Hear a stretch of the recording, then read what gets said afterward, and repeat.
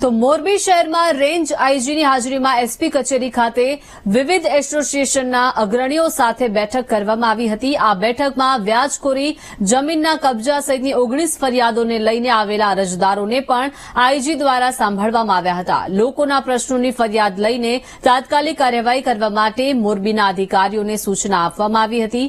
આ ઉપરાંત 2 વર્ષ પૂર્વે કરવામાં આવેલી જુગારની રેડ બાબતે હાઈકોર્ટ સુધી ગયેલા અરજદારોએ આઈજીની હાજરીમાં પીઆઈ વિરુદ્ધની રજૂઆત કરવા માટે પહોંચતા ખળભળાટ મચી ગયો હતો।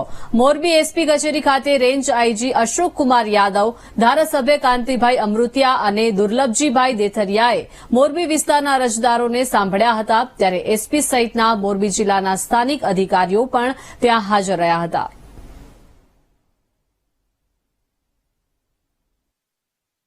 આજે મોરબી જિલ્લા એસપી કચેરી ખાતે રેન્જ આઈજી સાહેબ આવ્યા હતા। દરેકના વ્યાજવટાના દરેક પ્રશ્ન સાંભળતા હતા।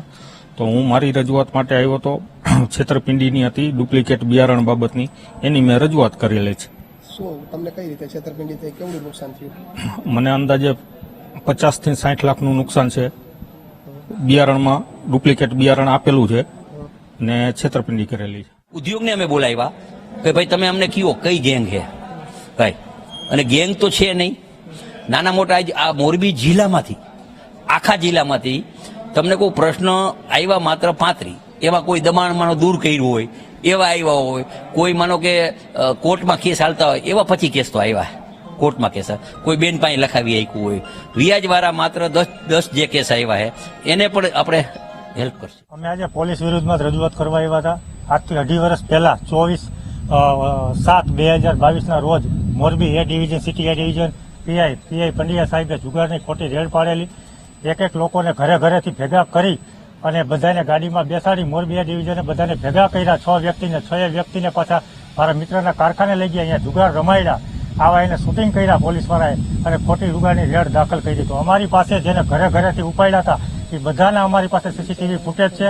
પોલીસ ઘરે ઘરેથી ઉપાડે છે એવા પણ અમારી પાસે શૂટિંગ છે, અને પોલીસ સ્ટેશને બધા ભેગા થાય અને પોલીસ સ્ટેશનેથી કારખાને પહોંચે એવા પણ અમારા પાસે શૂટિંગ રેકોર્ડિંગ છે સીસીટીવી ફૂટેજના, કે પોલીસવાળાની સાથે ઉતરે। આજ સુધીમાં તમે ક્યારે એવું જોયું છે કે પોલીસના ગાડીમાં ઉતરે અને જુગાર રમે અને એ જ પોલીસ પાછી એને રેડમાં બતાવે? આવો ક્યારે દાખલો બન્યો છે? ટ્રાફિક સોલ્યુશનમાં અત્યારે સાંજનો જે પીક ટાઈમ હોય છે 6 થી 9 ની વચ્ચે, ત્યારે જે ફેક્ટરીના માલિકો, ફેક્ટરીના સુપરવાઇઝર, ફેક્ટરીનો સ્ટાફ બધો છૂટતો હોય અને એક બાજુ જે લોડિંગ થતું હોય ટ્રકો, એ બધી સાથે ટ્રકો નીકળતી હોય એટલે વ્યાપક પ્રમાણમાં નેશનલ હાઈવે ઉપર ટ્રાફિકની સમસ્યા રહે છે।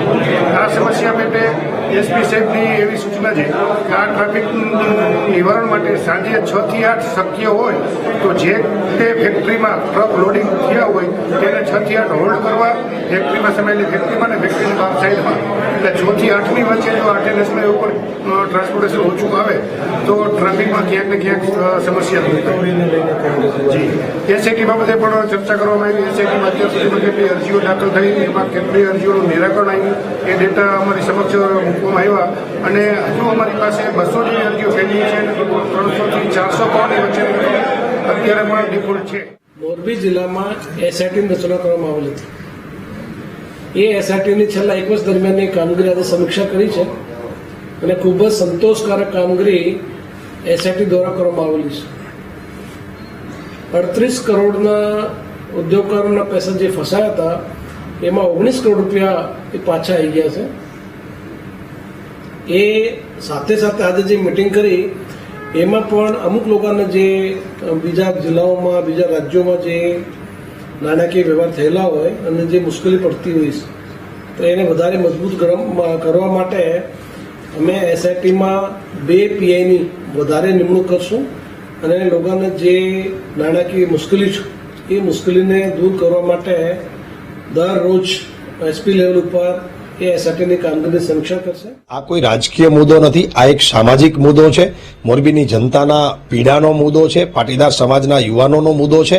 એટલે આજે જે પ્રકારે રજૂઆતો થઈ ખૂબ મોટી સંખ્યામાં થઈ છે અને ખૂબ મોટી સંખ્યામાં લોકોએ પોતાની પીડા પોલીસ સમક્ષ રજૂ કરી છે અને પોલીસે પણ એમને સાંભળ્યા છે। હવે આવતા દિવસોમાં જોવાનું રહ્યું કે લોકો જેમ આજે કહેતા હતા કે પહેલા લોક દરબારમાં અમે આવ્યા હતા અને અધિકારીઓ જતા રહ્યા પછી કુઈડીમાં ગોળ ભંગાઈ ગયો હતો, એવું આ વખતે પણ અમે ઈચ્છીએ કે કુઈડીમાં ગોળ ન ભંગાય અને ખરેખર અરજદારોની જે ફરિયાદ છે એનો યોગ્ય નિકાલ આવે અને આ જે ગુંડા લુખ્ખા તત્વો વ્યાજખોરો છે એની સામે નાથ મોયડો નાખવામાં આવે અધિકારીઓ દ્વારા.